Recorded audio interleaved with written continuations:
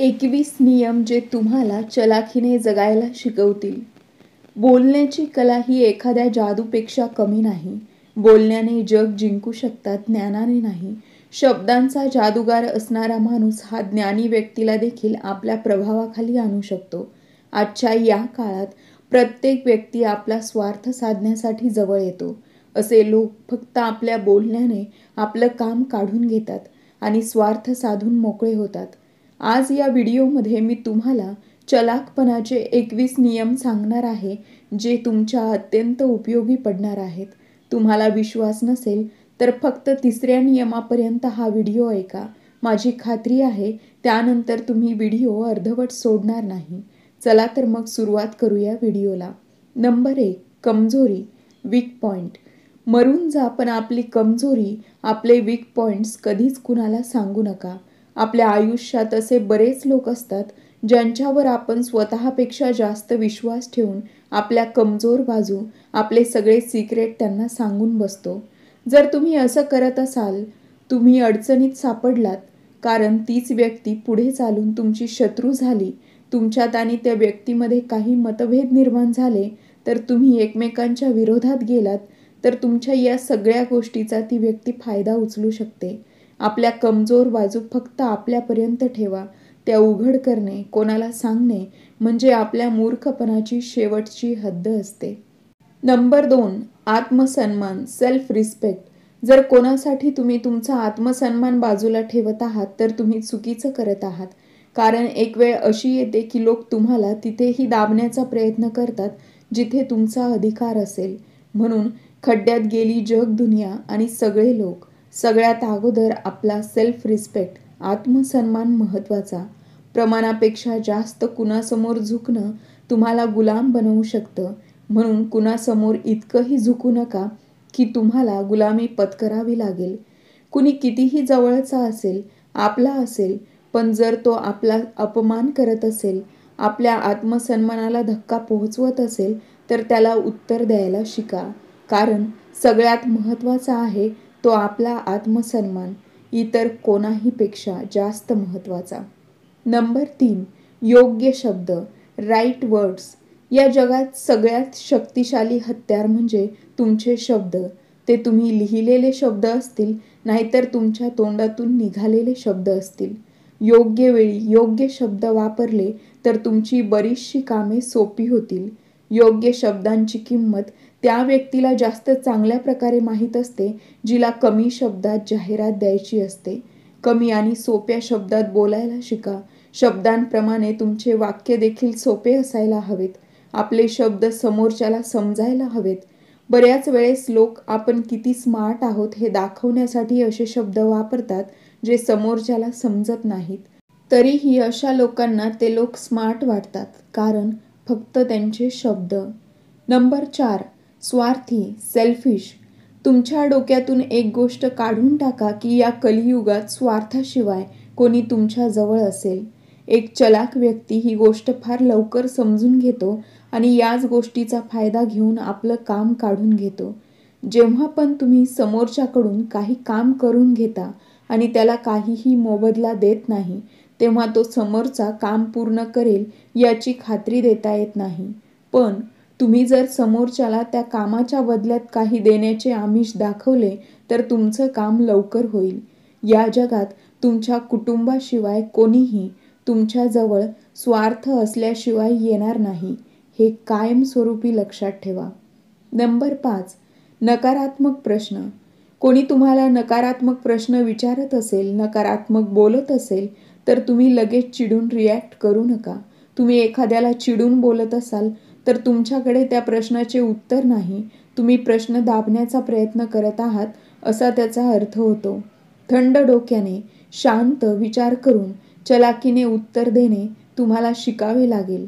कारण लोकांनी तुमचा मजाक उडवण्याअगोदर 100 वेळा विचार करायला हवा. आपल्या आजूबाजूला असलेले नकारात्मक लोक आणि नकारात्मक परिस्थिती तुम्हाला हाताळता यायला हवी. नंबर 6. संयम, पेशन्स. ज्या माणसात संयम नाही त्या माणसाला प्रत्येक ठिकाणी नुकसान सहन करावं लागतं.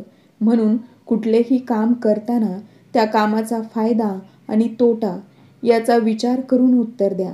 बहुतेक वेळेस लोक तुमच्यावर प्रेशर आणतात की तुम्ही लवकर निर्णय द्यावा आणि तुम्ही प्रेशरमध्ये येऊन चुकीचा निर्णय घेऊन बसता आणि तुमचं नुकसान करून घेता. म्हणून संयम ठेवून निर्णय घ्या. घाईघाईत घेतलेला निर्णय तुमचं नुकसान करू शकतो आणि तुम्हाला आयुष्यभराचा पश्चाताप होऊ शकतो. म्हणून संयम ठेवून निर्णय घ्या. Number 7, topic zone. कुठल्याही मुद्द्यावर, कुठल्याही टॉपिकवर चर्चा करताना अगोदर तुम्ही समोरच्या व्यक्तीचा अभ्यास करा. कुठल्या मुद्द्यावर चर्चा चालू आहे त्या मुद्द्याचा अभ्यास करा आणि मगच तुम्ही त्यावर चर्चा करा. काहीही बोलण्या अगोदर तुम्हाला त्या मुद्द्यावर विचार करायला हवा. त्या टॉपिक झोनमध्ये जायला हवं. तरच तुम्हाला त्या मुद्द्याला धरून बोलता येईल आणि तुमची बडबड लोकांना वायफळ वाटणार नाही. नंबर 8, आत्मविश्वास, कॉन्फिडन्स. जर तुम्ही खोटं सुद्धा आत्मविश्वासाने बोलत असाल तर ते लोकांना खरं वाटतं आणि जर तुम्ही खरं बोलत असाल तरी पण तुमच्या बोलण्यात आत्मविश्वास नसेल तर ते लोकांना खोटं वाटेल. आपल्या बोलण्यात आत्मविश्वास वाढवा तरच लोक तुमचं बोलणं ऐकतील आणि मनावर घेतील. आत्मविश्वासाने भरलेल्या व्यक्तीला मान सन्मान मिळतो. त्याचं बोलणं लोक मनावर घेतात, त्यांना लोक सिरियसली घेतात. आत्मविश्वास असणारा व्यक्ती कुठेही आणि कसाही तग धरू शकतो. नंबर 9, कमी बोला, स्पीक लेस. या मुद्द्यावर मी माझ्या बऱ्याच व्हिडिओमध्ये तुम्हाला सांगितले आहे. प्रमाणापेक्षा जास्त बोलणं म्हणजे आपल्या शब्दांची किंमत कमी करून घेणे. आपली किंमत कमी करून घेण्यासारखं आहे. जेवढं कमी बोलणार तेवढी तुमच्या शब्दांना जास्त किंमत असते, वजन असते. नेहमी बडबड करणाऱ्या व्यक्तीला वायफळ बडबड करतो म्हणून लोक दुर्लक्षित करतात, त्याचं ऐकून घेत नाहीत. Number 10, eye contact. नजरेला नजर देऊन बोला.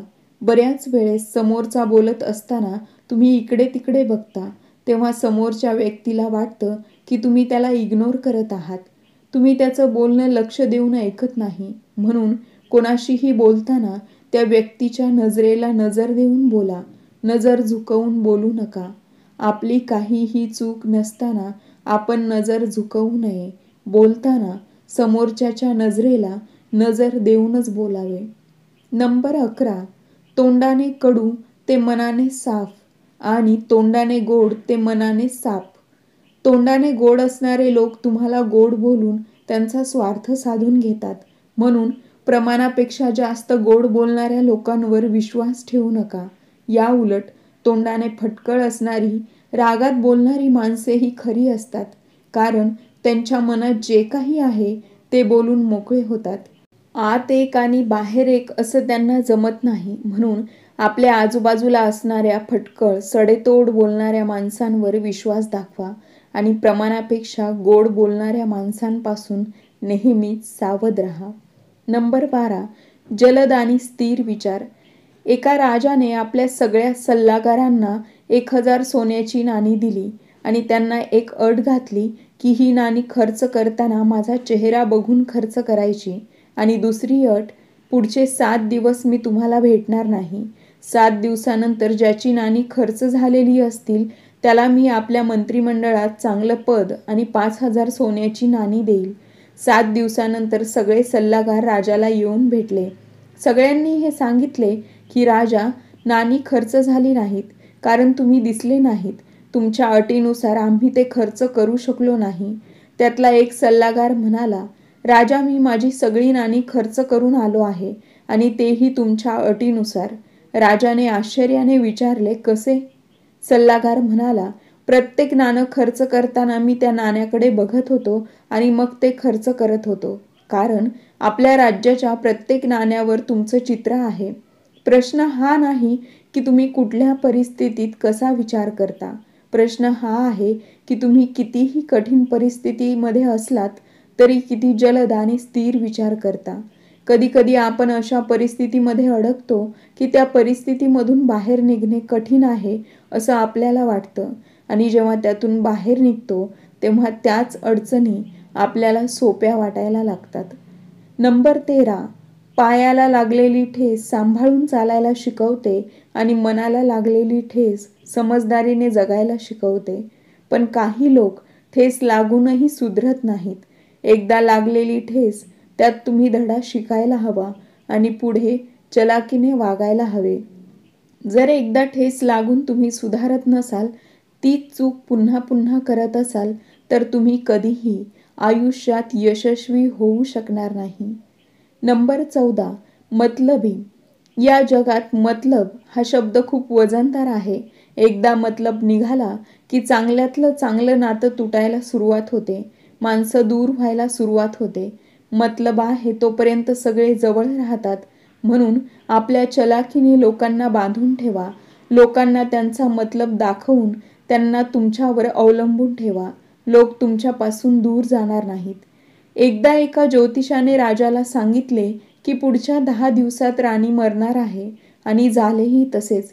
10 दिवसानंतर राणी मरण पावली. राजाला संशय आला की ज्योतिषाने त्याची गोष्ट खरी करण्यासाठी राणीला मारले असावे. ज्योतिषी आपल्यासाठी अडचण होऊ नये म्हणून राजाने त्याला मारण्याचा निर्णय घेतला. त्याला मारण्याअगोदर राजाने ज्योतिषाला विचारले, तू ज्योतिष आहेस ना? चल सांग, तुझा मृत्यू कधी आहे?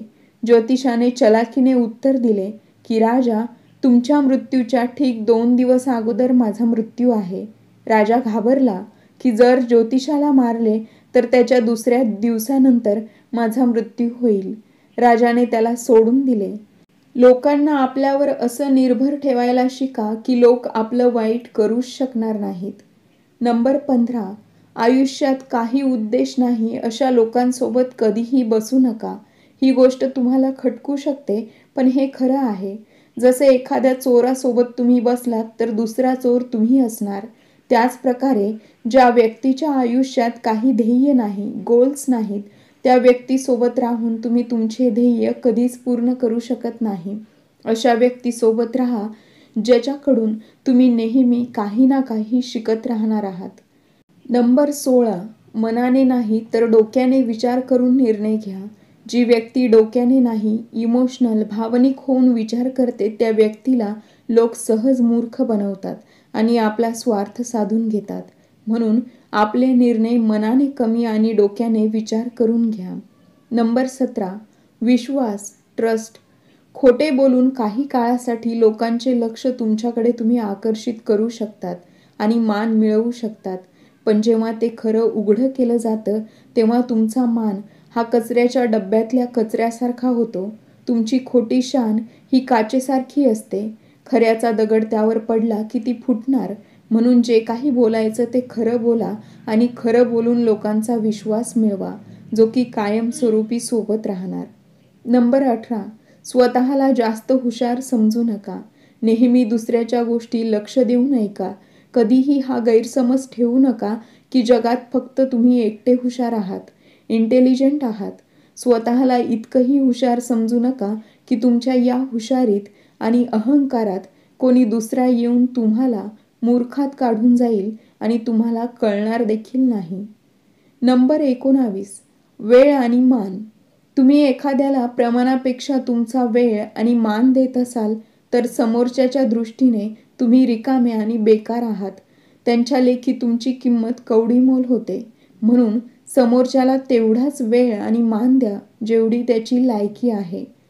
नंबर 20, स्वतःला कायम मजबूत, स्ट्रॉंग दाखवा. एखादा साप विषारी नसला तरी तो फणा काढणं सोडत नाही आणि समोरच्याला ओळखायला येत नाही की तो विषारी आहे की नाही.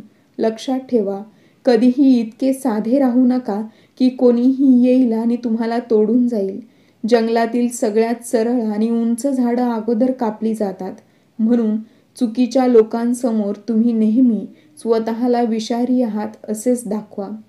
नंबर 21, लोकांना त्यांच्या जाळ्यात अडकवा. एका चित्रपटात जेव्हा एक व्यक्ती एका राजाला भेटायला जातो तेव्हा त्या व्यक्तीला शिपाई दारात अडवतात आणि त्याला म्हणतात की आतमध्ये तुला जे काही बक्षीस मिळणार आहे त्यातला अर्धा हिस्सा आम्हाला हवा आहे. तो व्यक्ती आतमध्ये जातो आणि राजाला म्हणतो, मला बांबूचे 100 फटके मारा. त्याची ही विचित्र मागणी ऐकून राजा त्याला विचारतो, का? तेव्हा तो व्यक्ती सांगतो की तुमच्या शिपायाने मला एकाच अटीवर आतमध्ये सोडले आहे की आतमध्ये जे काही बक्षीस मिळेल त्यातला अर्धा हिस्सा आम्हाला द्यावा लागेल. हे ऐकून राजाला फार राग आला आणि त्याने 100 फटके हे शिपायाला दिले. लक्षात ठेवा, लोकांना चलाखीने त्यांच्याच जाळ्यात अडकवायला शिका. कधी दुसऱ्यासोबत वाईट करू नका आणि स्वतःसोबत कधी वाईट होऊ देऊ नका. तुमचा एक लाईक आणि एक कमेंट मला आणखी व्हिडिओ बनवण्यासाठी प्रेरित करतो. व्हिडिओ आवडला असेल तर लाईक करा आणि आवडला नसेल तर डिसलाईक करा. पुन्हा भेटूया नवीन व्हिडिओसोबत, नवीन सकारात्मक विचारांसह.